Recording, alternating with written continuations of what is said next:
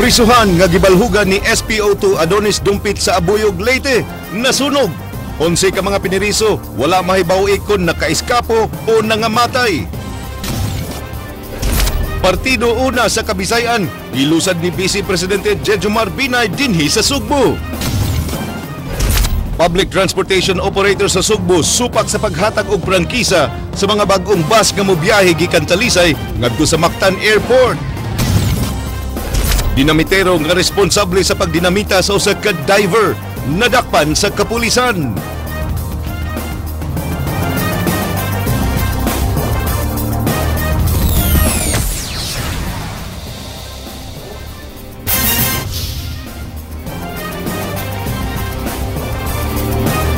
Maayong hapon Sugbo, Kabisayan.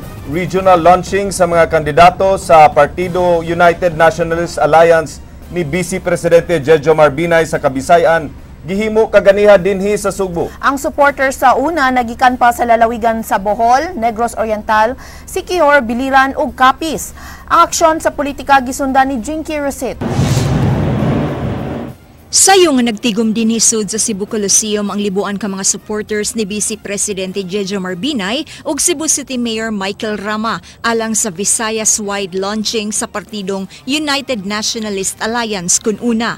Ang supporters sa una nagikan pa sa lalawigan sa Bohol, Negros Oriental, Siquijor, Biliran ug Capiz. Alas 11 na sa buntag, dihang niabot si Binay sa venue kuyog ni Rama na matikdan nga wala ang Vice Presidentiable nga si Gringo Honasan.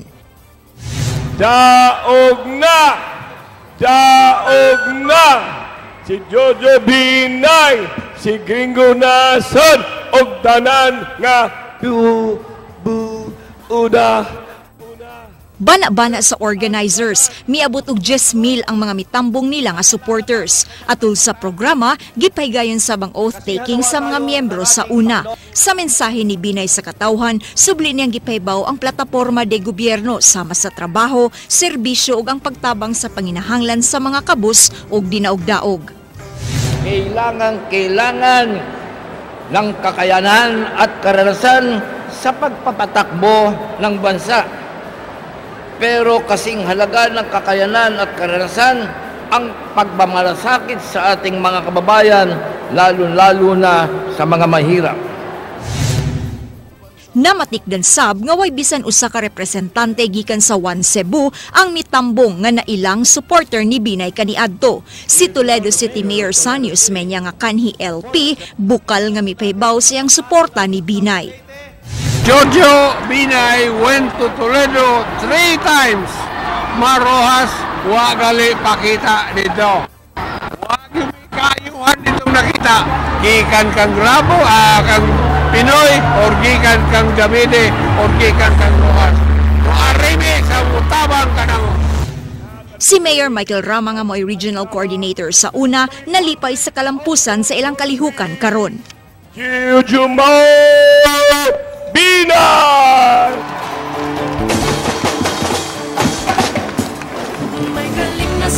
Seeing what was coming up, figures will not lie. Only liars cannot figure.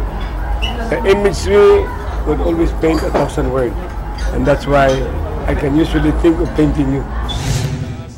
Sa pangkinatibukan, gihulagway sa kapulisan sa Sugbo nga malinawon ra ang gihimong una launching sa Sugbo.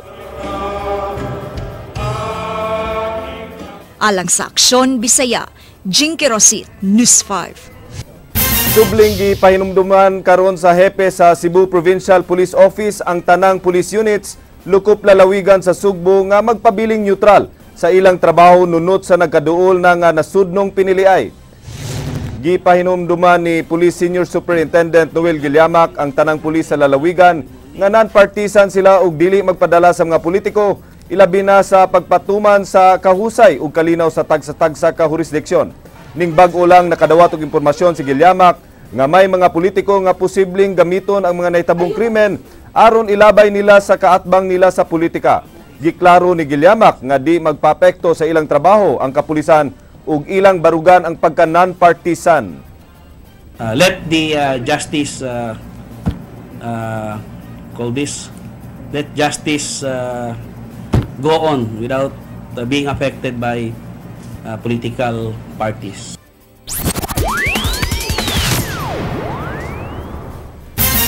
Supak ang transport sector sa Subo sa paghatag og prangkisa sa mga bus nga mobiyahe gikan sa Talisay paingon sa Mactan Airport. Matud sa mga operators sa Subo, adunay moratorium ang LTFRB sa pag-issue og prangkisa sa mga bus sa Subo. Kini ang giaksyonan ni Ryan Sorote. Nagtuwang Cebu Integrated Transport Service Multipurpose Cooperative nga ang Department of Transportation and Communication ang namugos og may miabiba aron mahinayon ang pagpadagan sa 77 ka mga bus gikan sa Talisay paingon sa dakbayan sa Lapu-Lapu. Matud sa pungo sa Citrasco, Ryan Yu, nga usa ka tuig ang panagsabo sa DOTC ug sa Metro Rapid Transit System Incorporated una nila gipublikar ang proyekto. Matud ni Ryan nga wa miagig konsultasyon ang joint venture sa SM Prime Holding Incorporated ug sa Manila-based nga Premier Southern Corporation. Way public hearing nga gihimo dinhi sa Sugbo alang sa paghatag og prangkisa sa bus company. Gawas nga libuan ang gikahadukan nga mawadan og trabaho sa proyekto, nagpakita usab kini nga way salig ang gobyerno sa mga lokal nga mga operators. Matud niyo, mahimong ang mga operators ra unta sa Sugbo ang gikuha sa DOTC aron makapahimos ini ang mga Subuanon og di ang gikan sa ubang dapit. Makaya na siya. Pero they have to give us time. Do not tell me that these Manila people na pag-istorya nila karoon na operate pass na ada, yan. So, kining ilang inimong joint venture span over a year. Mibahad nga magwelga ang mga transport group sa Sugbo sa pagtuki na sa Land Transportation Franchising ang Regulatory Board ang aplikasyon sa prangkisa sa bus company. Gi-question usab nila kung nganong dunay aplikasyon ang operators sa mga bus nga doon na may gipatuman nga moratorium ang LTFRB sa pag-issue sa mga prangkisa.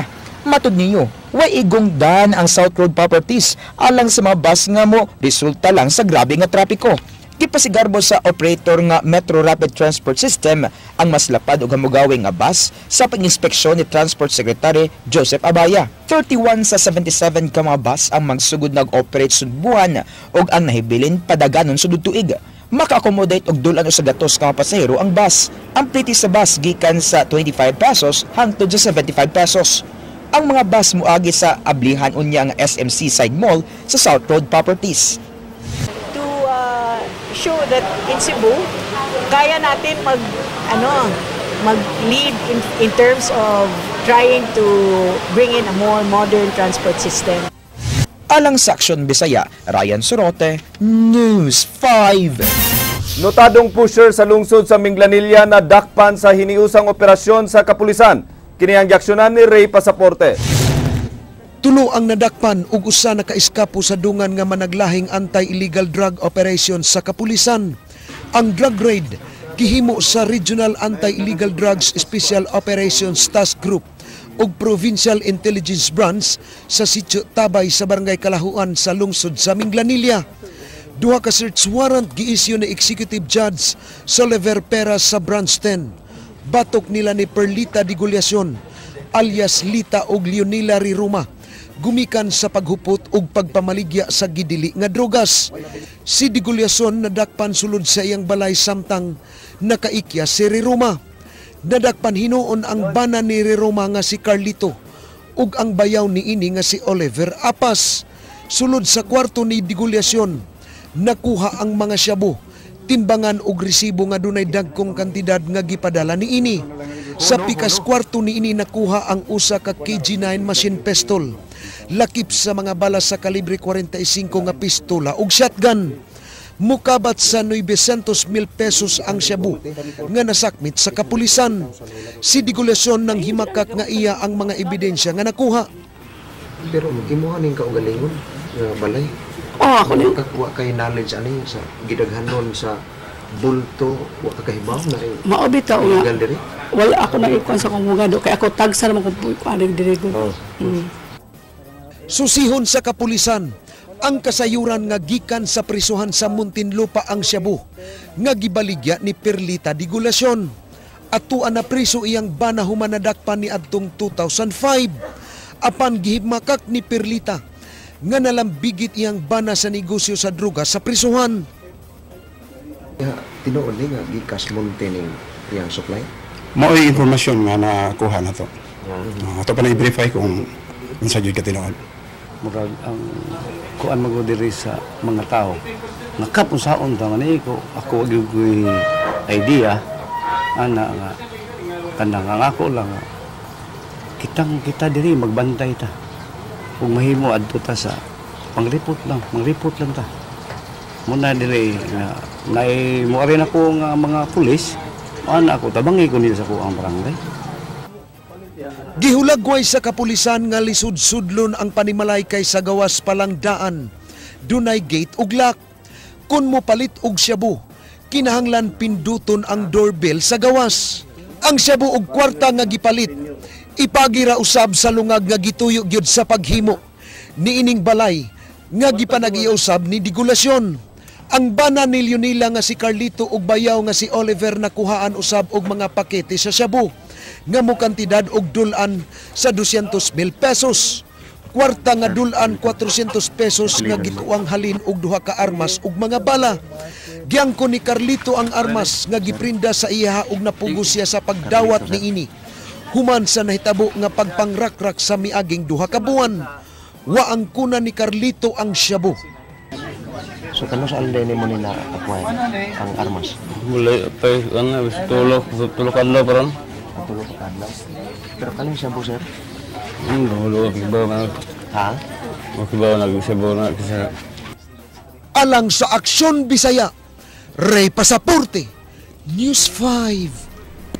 Ipadayon na sa Kapitolyo ang Syudad Project nga gibabagan sa kaning pamunuan sa kagamhanan sa Dakbayan sa Sugbo. Ang proyekto usa ka joint venture sa Kapitolyo sa 5th Avenue Development Corporation. Aksyon gisundan ni Edwin Cañete.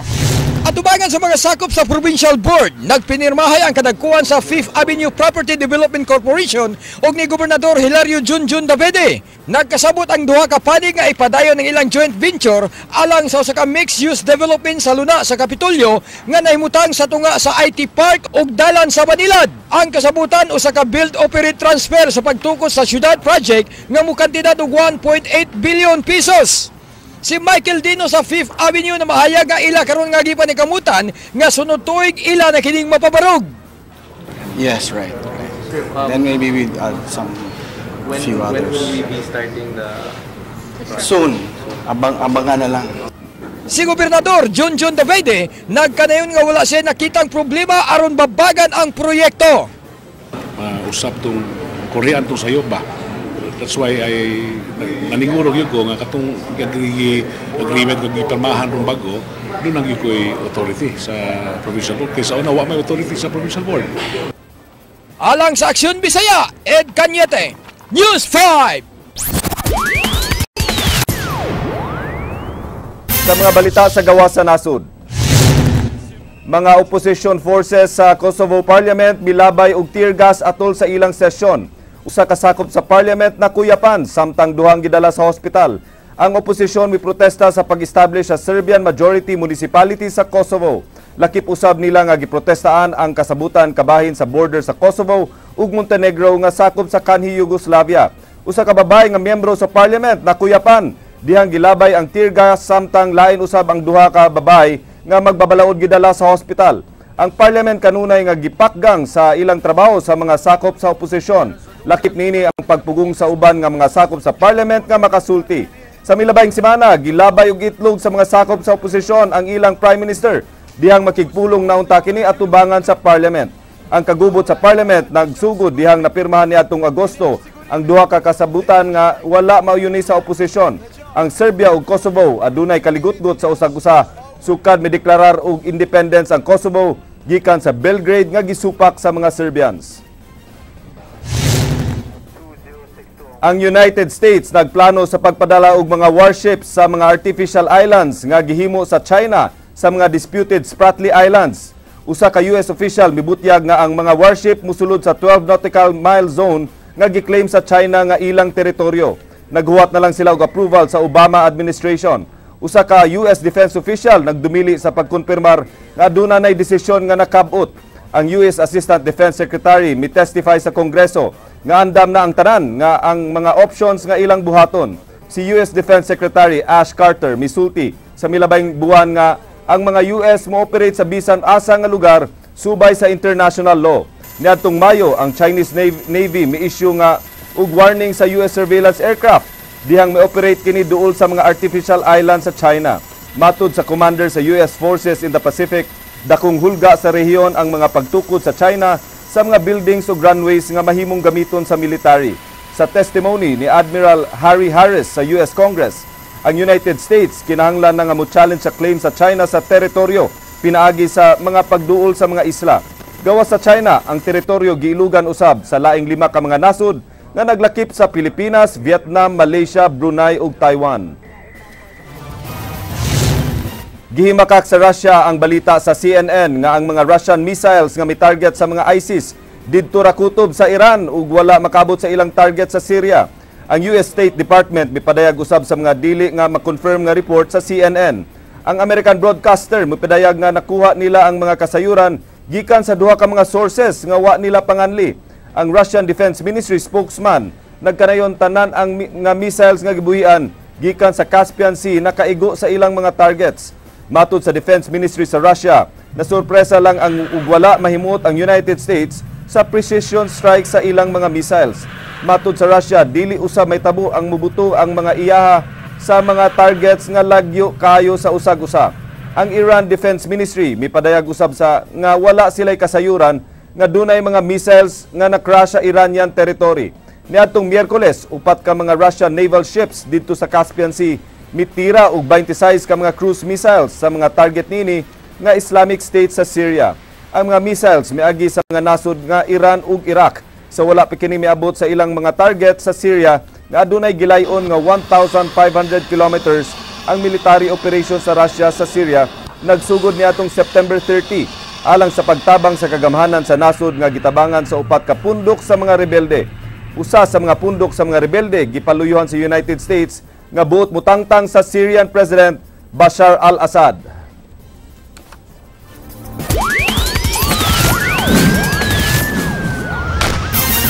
Nadakpan ang dinamitero nga responsable sa paglabay og dinamita sa usa ka diving instructor diver sa pagtuo nga usa kini kadakong isda. Kini ang giaksyonan ni Ray Pasaporte. Nadakpan sa kapulisan sa lungsod sa Daan Bantayan ganihang kadlawon si Jindo Pipito. Siya ang dinamitero nga giila nga responsable sa kamatayon sa diving instructor nga si Al Bernard Cuyuca nga taga Cordova. Ang diver na palgan patay alauna sa hapon sa Setyembre 30 nga naglutaw sa kadagatan sa Sitio Lam Tabay sa Barangay Paypay, Daan Bantayan. Sumapa sa kapulisan nga naigo sa dinamita ang biktima nga gilabay sa iligal nga mananagat kay nagtuo kining duot sa isda. Diha nakita nga nagbuwa ang dagat. Kakaroon no, na arrested na sa Daan Bantayan Police ang responsable sa pagkamatay atong diver no sa Daan Bantayan. Ang pangalan niya is si Jindo Rosalejos Pepito. Nakuha gikan ni Pepito ang iyang gamit nga mga dinamita. Unang gika-report nga nalumos ang diving instructor. Apan wala mutuo ang mga pamilya ug ilang gipa-autopsy ang lawas. Didto napalgan nga agi sa pabuto sa dinamita ang kadaot nga naangkon sa iyang internal organs. Upon receipt of the information no coming from the people and katusang mga relatives dito sa St. Peter's, immediately we conduct an operations no. So mao na niya pagka-arrestar. Kasong homicide ang ilang ipasaka batok kang Pipito sanglit. Wa ni tuyua ang paglabay gumikan sa pagtuong labo kini sa mga isda. Gawas sa homicide, mag-atubang usab si Pipito og sumbong paghupot og explosives. Alang sa Aksyon Bisaya, Ray Pasaporte, News 5. Nagbangutan ang pamilya sa diving instructor nga gilabayan og dinamita dito sa lungsod sa Daan Bantayan. Andam sila nga mupasaylo sa naglabay og dinamita apan ila gihapon nga ipasaka ang sumbong. Kini ang giaksyonan ni Ryan Sarote. Dakong kawaton sa pamilyang Cuyuca ang kalit nga kamatay ni Al Bernard nga usa ka diving instructor. Masakit ang ilang gibati human namatay si Bernard nga mahiligon sa dagat. Kani estudyante sa marine biology si Bernard ug kapin 20 ka tuig na nga diver. Diving instructor siya nga ingnon na lumos and to think na apay 35 bars na habilin sa iyahang tangke. Banding og mubo nga bakasyon unta ang tumong sa pamilya sa lungsod sa Dalbantayan. Wa magdaw ang pamilya nga dunay dynamite fishing sa kadagatan sa sitio May Hook, Barangay Paypay nga usa sa mga unexplored nga mga diving sites sa lungsod. Plano ra unta sa biktimang himuong bang diving site ang dapit mga iya kini nga gi-explore nga naginusara. Nagduo ang pamilya nga nalumos si Bernard apan nagduda ang uban nga kabanay sa hinungdan sa iyang kamatayon. Gawas nga usa ka diving instructor, kompleto usab sa diving gear si Bernard niadtong higayuna. May paligon sa ilang pagdudang usa sa mga saksi nga nakadungog nga dunay nagpabuto og dinamita sa lugar diin napalgan ang lawas sa biktima. Mag black eye something niya may samad. Ang unang nakabantay ako magkuwang kay ako what na good. Murag ang ako not hysterical but mag-surrender ba patay na akong anak, that's it period. Wa ko kibaw say imagine basta akong anak namatay na, that's it, sarado ko. Dako ang pagpasalamat sa pamilya sa pagkasikop sa naglabay sa dinamita nga si Jindo Pipito. Andam sila mo pasaylo kung personal nga mangay og pasaylo si Pipito apan ipadayon gyapon nila ang pagpasakog tukmang sumbong batok kaniya. Pero pagkangan nga illegal na siya ang gamit niya, is illegal siya. Gipatay gid niya nga gatuo siya isda. So ang ako diha is ang point ako diha is illegal fishing, nag-dynamite fishing siya. Alang sa Aksyon Bisaya, Ryan Sorote, News 5.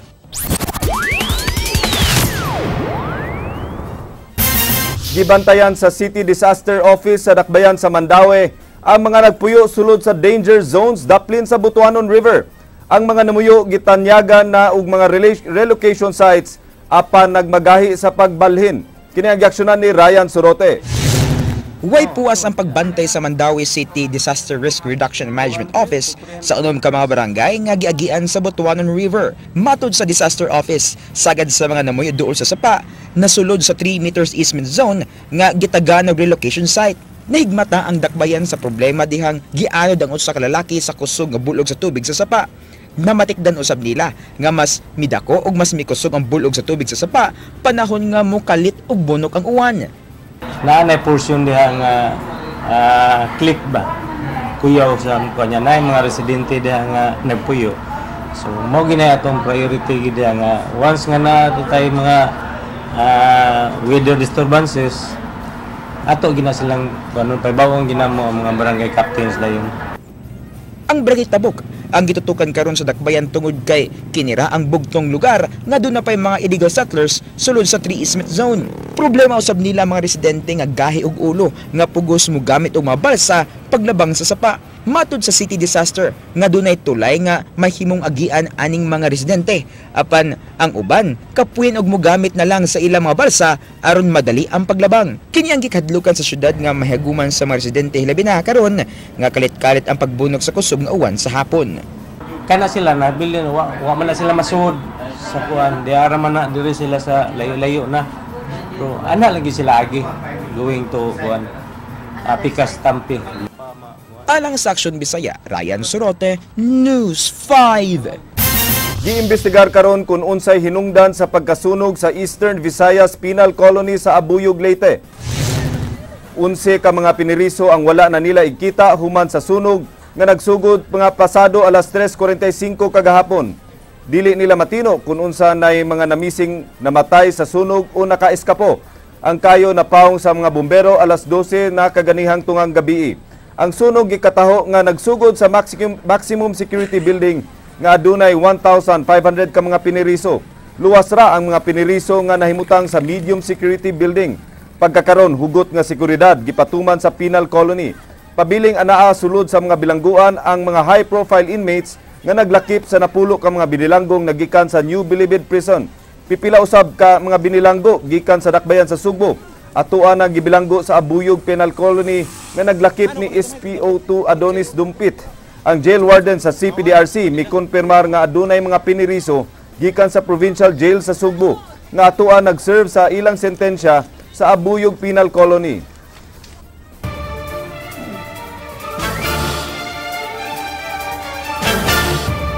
Nagsugod na ang transisyon sa hangin nga masinati sa nasud.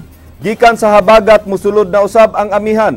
Gipanglantawan nga magkaubos na ang agian sa mga bagyo gikan sa Pacific. Kini ang giaksyonan ni Ryan Sorote. Namatikdan sa mayaging semana nga init ang buntag og sagunson ang pagbunok sa awan matag hapon hangtod gabi. Mao kini ang mga isolated thunderstorm sa Kabisayan nga magpadayon hangtod weekend og sa sunod semana. Mas uwanon ang panahon sa Mindanao tungod sa Intertropical Convergence Zone nga magdala og pag-uwan. Gawa sa ITCZ, wanay laing weather disturbance o systems ang namatikdan sa pag-asa sa Philippine Area of Responsibility. Dinhi sa Sugbo, bisan nagsigi ang pag-uwan, magpadayon gihapon ang masinati nga El Nino nga mas musamot sa sunod nga mga buwan. Matud sa pag-asa, inay nga magmabugnawon ang panahon, mas muinit ang katapusang duha ka buwan sa tuig tungod sa nagpadayong huwaw. Yes, tungod sa naatay minomonitor na El Nino, possibly na mo slightly warmer pa ta from the normal. What do you mean slightly warmer, sir? Mas init pa siya from the average o from the normal na atong nasinati without El Nino. Magsugod na usab ang transition gikan sa hanging habagat ngadto na sa hanging amihan nga nag-apekto karon sa tibok nasod. Kung sa nakalabay nga mga buwan pulos paingon sa Luzon ang mga bagyo nga musud sa PAR, karon magsugod na og simang paubos ang mga musulod nga bagyo. Giulagway ang buwan sa Oktubre nga mo'y transition period sa pag-utro na sa track sa mga bagyo nga paingon unta sa Luzon nga paubos na dinhi sa Visayas ug Mindanao alang sa katapos sa mga buwan sa Nobyembre ug Disyembre karong tuiga. So ang track niya o climatological track diri siya possibly mo landfall sa northern Luzon. So pasaka na, sir? Pasaka ang kanyang direksyon. Doon na pa'y tulo hangtod sa upat ka bagyo ang gipaglantawan nga musod sa buwan sa Oktubre hangtod Disyembre. Samtang hingpit na usab nga nahanaw sa obserbasyon sa pag-asa ang nasinating haze nga mihabol sa Metro Cebu sa miaging semana. Gikan sa 2 kilometers visibility atol sa pagtumaw sa haze, mibalik na sa standard nga 10 kilometers ang visibility sa kawanangan nga importante alang sa mga eroplano. Alang sa Aksyon Bisaya, Ryan Sorote, News 5. Hola mga kapatid!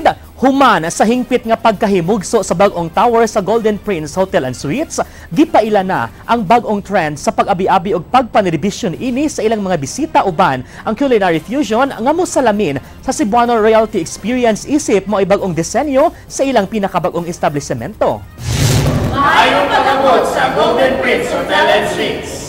Ang 158 ka modernized Cebuano architectural room designs maoy usa sa ikapanghambog sa pinakabag-ong tukod nga hotel sa Dakbayan, Sanglit. Nagpakita man kini sa mga disenyong tatak Sugboanon. Uban sa pagbukas sa pinakabag-ong hotel nga anaa makita sa kasing-kasing sa Sugbo, pahimusli ang ilang giandam nga mga dagkong diskwento alang lamang kaninyo. Di makumpleto ang imong pagbakasyon sa maong hotel kung di nimo matilawan ang world-class nga lami sa pinakabag-ong native food destination sa Sugbo nga anaa mismo mahimutang ni ining maong establishmento, ang Lemon Restaurant, Pescador o Q Cafe. Dinhi, ihukad kanimo ang mga nagunang pagkaon nga makapabusog gyud sa tiyan mong naghinam-hinam sa mga lain-laing putahe sa pagkaon ug siguradong tungod sa kalami ni ini imo gyud ning balik-balikan.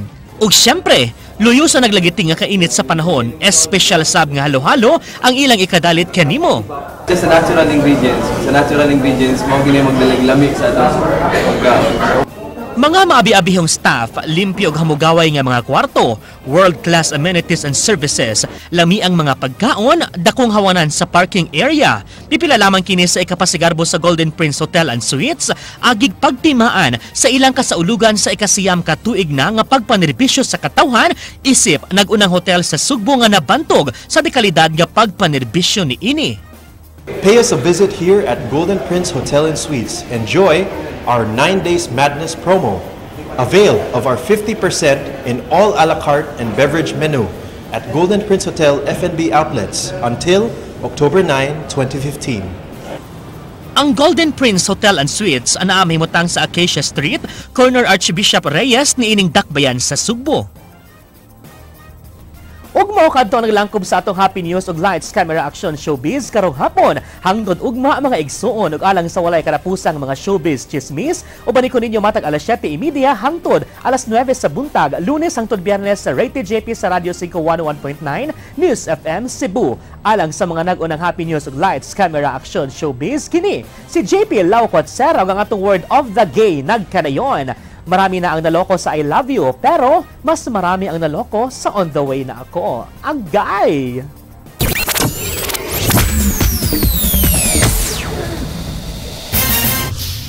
So maraming naloko sa I love you. Mas daghan pa gyud ang naloko sa on the way. Actually, common trait kina natong mga Pilipino. Yes, it's like Filipinos are never dili gyud ta ma on time. Ambot ngano na lang gyud. If the event is at 4, pa mo hawag balay. Di ka na ditong mo text, no? Asa naman ka? Where na you? Human, wingon on the way na. Nya dito og Balamban ug nasa Ayala to pa dito sa Talamban. No? Nya traffic pa. Ay asa na ka? Duol na. Yeah. I don't know nganong nakuan na sa culture. I don't know sa Filipino na langayan, dugayan, always late. Ang pait nga on the way na nya naligo pa di ay. Yes, exactly. No? Mo bitaw na usahay nga katong dunay FaceTime no, wala FaceTime ra gud. Kay usahay bisan pag kanang mo magstorya lang mo. Nya may baw ka nga pag gid kagikan kay FaceTime na lang. Di ni mutok-tugaok ang manok. Napay manok nga tuk-tugaok no. Nya kanang way klaro no mo na roy kadaghanan sa ato ang mga gusto mo file na karon sa mga abot nga piniliay no. Okay. Daghanan way klaro. Si pasabot. Na-insert lagi to. Kayo ban, ngari diri ni ining linya ha. Nya human, mubali diri speaker. Lunes na ra ba? Nya naka-decide na mo? Naka-decide na ka? Aon sa ba? Batawa pa. So, but before... Kung ako kayong kuana karong weekend ha, Attorney Georgia, no? Kay mo. Kasi kinahanglan kag soul searching nga naglan. No, nganong ikaw Dili ba? You and everyone else. Anyways, before we end, because it's going to be a weekend, we cannot close the show without greeting some of our very important people in the station. Happy birthday to one of our kanang pinakamaayo pong reporter, Mr. Ryan Sorote. Si atong haligi sa Aksyon Bisaya, no? Si Rudy Kimod. Hey! Happy birthday to you guys. Happy birthday to you. Happy birthday. Why, klaro, ha? Have a good weekend, Glenn. Have a good weekend, Attorney Georgia. Yes. Umaw ka to ang mga balita sa Aksyon Bisaya. Ako si Glenn Soco. Mga balita nga pundasyon sa ligdo nga opinyon ug konkretong solusyon. Ako sab si Georgia Herrera. Bisan asa, bisan kanusa. Kapatid, kay di lang kutob sa balita. Aksyon!